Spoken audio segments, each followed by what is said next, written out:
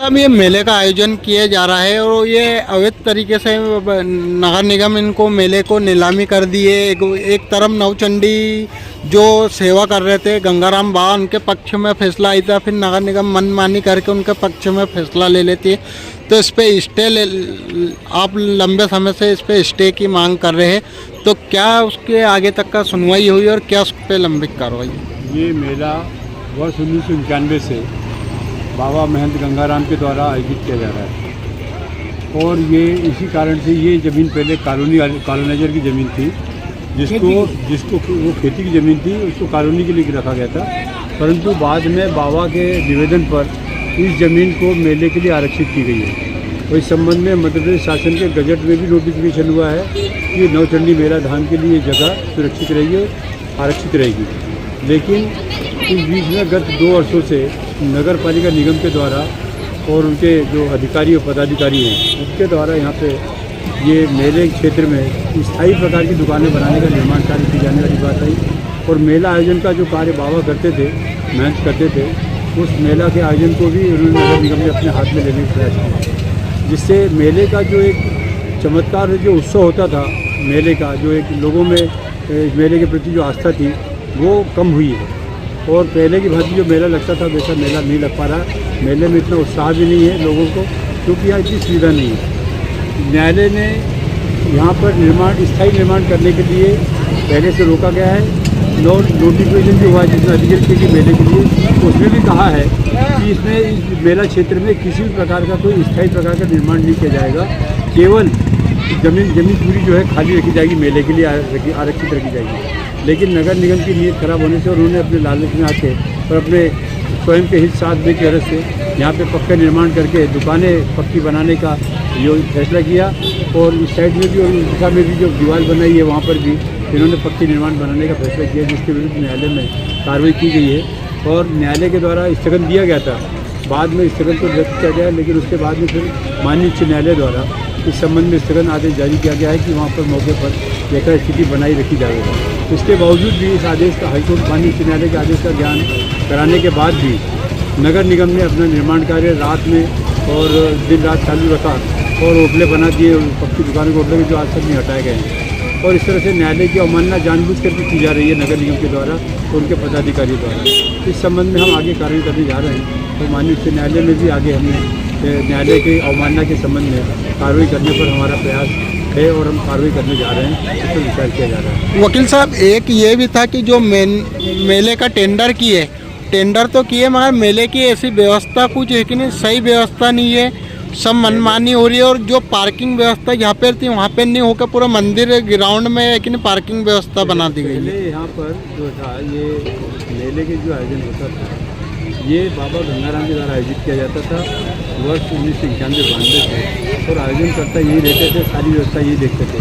गत 2 वर्षों से ये नगर निगम के द्वारा टेंडर काल करके और केवल अपना लाभ अर्जित करने की तरफ से कार्रवाई की जा रही है, जबकि नगर निगम को इस तरह से टेंडर काल करने का, निर्णय आमंत्रित करने का और मेले को ठेके पर देने का कोई अधिकार नहीं है, कोई पात्रता नहीं है। इनकी हठधर्मिता के साथ इन लोगों ने टेंडर बुला करके और मेले को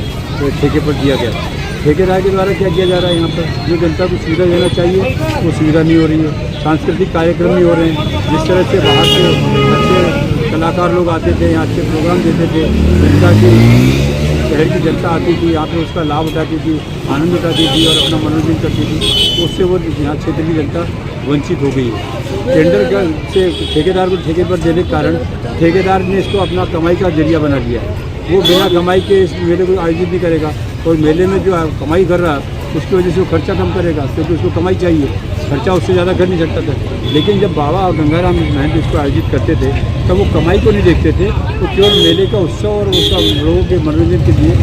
माता रानी का उत्सव का मेला जो है ये चलता रहे और ये लगातार बसंत पंचमी से लेकर शीतला सप्तमी तक मेला लगता रहता था और चलता रहता था लंबे अरसे तक और काफ़ी जोर से मेला लगता था। सबसे बड़ी बात यह है कि खंडवा क्षेत्र का सबसे बड़ा मेला यही है और इसको भी नगर निगम के द्वारा अपने हाथ में लेकर के ठेकेदार के माध्यम से इसको तहस नहस किए जाने का प्रयास किया जा रहा है। यहाँ पे पक्की दुकानें निर्माण करने के कारण से ये सब ये यहाँ पर मेले का क्षेत्र जो है वो प्रभावित हो जाएगा और मेला प्रभावित होगा इससे। एक यहाँ पर सूचना भी मिले थे कि झूले वाले और जो यहाँ पर नाटक और जादू दिखाने वाले ये मनमानी कर रहे हैं, यहाँ के जो देखने जा रहे हैं उनसे। ये सब नगर निगम के क्योंकि नगर वो निगम के प्रभाव में और नगर निगम के कहने से और ठेकेदार के कहने से सभी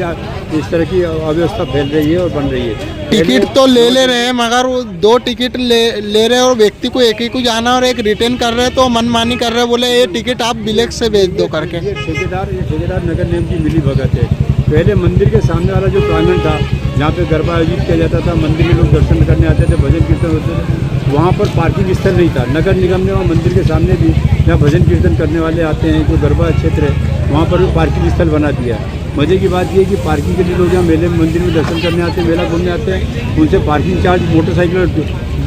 2 व्हीलर का चार्ज 20 रुपये ले रहे हैं, बड़े वाहन का 50 रुपये 100 रुपये ले रहे हैं। इस तरह से लूट मचा रखी है। लोगों की आस्था मंदिर के प्रति, माता जी के प्रति कम होती जा रही है। मेले में भी इस खर्चे को देख करके लोग अनावश्यक रूप से ये पार्किंग थोड़ी इतना भारी पार्किंग शुल्क अदा करने में भी उनकी हिचकिचाहट हो रही है। इसलिए मेला जो है बहुत बुरी तरह से प्रभावित हो रहा है। आगे चल के ऐसा लगता है कुछ समय बाद ये मेला पूरी तरह से समाप्त हो जाएगा अगर इसको अभी से नहीं रोका गया और इसमें न्यायालय द्वारा अगर हस्तक्षेप करके इनको नहीं रोका गया नगर निगम को, तो निश्चित रूप से आगे चल के मेले का महत्व समाप्त हो जाएगा। वकील साहब, अब आगे की कार्रवाई आप क्या करेंगे कि जो मेले की जो हमारे पास स्टे है हाई माननीय उच्च न्यायालय का, और स्टे के प्रभाव में रहते हुए अभी सब ये काम अभी रोका गया है,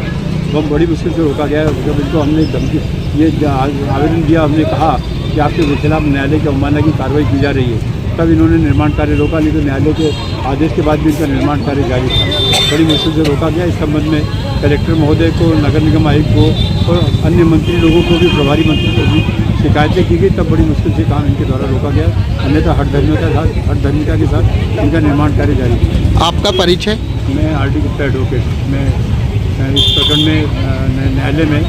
मेले के आयोजन के रूप में और आयोजन के इसके लिए सुरक्षित रखने के लिए, मेरा क्षेत्र को आरक्षित रखने के लिए मैंने दावे में पैरवी कर रहा हूँ।